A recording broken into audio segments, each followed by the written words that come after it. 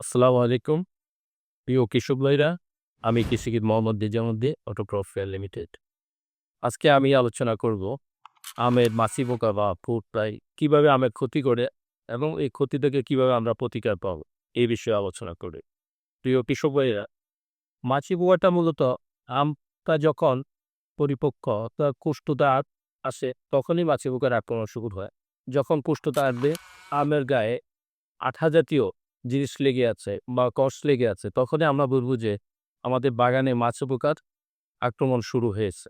তাৎক্ষণিক আমরা কি করব? যখনই এরকম আঠা জাতীয় দেখব, আমরা এটা প্রতিরোধের ব্যবস্থা অবশ্যই আমাদের করতে হবে। মাছি পোকাটা কি করে? মূলত তার ডিম পাড়া অঙ্গ দিয়ে আমের উপরের আবানটা ছিদ্র করে ভিতরে ডিম পেড়ে দেয়। ৭ থেকে ১০ দিনের মধ্যে এই ডিম ফুটে ম্যাগট বা লার্ভা বের হয়। সেটা আমের ভিতরে শ্বাস খেতে থাকে। শ্বাস খেয়ে আমটাকে ভিতরে নষ্ট করে ফেলে, যেটা খাওয়ার অনুপযোগী হয়ে যায়। আমাদেরকে তাৎক্ষণিকভাবে কি করতে হবে? যখনই আমরা আমবাগানে কোনো আমের গায়ের উপর কষ দেখব, আমরা কি করতে প্রতিরোধকমূলক ব্যবস্থা হিসাবে অ্যাসাটার ব্যবহার করতে পারি। সেই ক্ষেত্রে প্রতি লিটার পানিতে ১ থেকে ১.৫ গ্রাম হিসাবে আমরা অ্যাসাটার ব্যবহার করতে পারব। এছাড়া অটোমিডা আছে। অটোমিডাও আমরা ব্যবহার করতে পারব।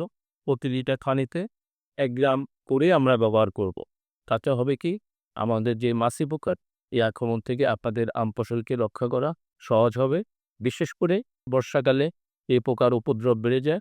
আমের পরিপক্কতা যত বেশি আসতে থাকবে, মিষ্টতা যত বেশি আসতে থাকবে, এই মাছি পোকা তত উপদ্রব বেড়ে যাবে।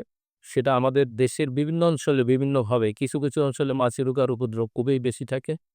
যার জন্য আপনাদের আমকে রক্ষা করতে হলে অবশ্যই আমাদের পরামর্শ মোতাবেক অ্যাসাটা অথবা অটোমিটা যদি আমরা ব্যবহার করি, আমকে মাছি পোকার হাত থেকে রক্ষা করতে পারবে।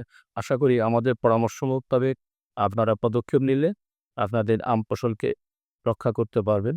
পরিশেষে আপনাদেরকে শুভেচ্ছা জানিয়ে শেষ করছি। আসসালামু আলাইকুম ওয়া রাহমাতুল্লাহি ওয়া বারাকাতুহু।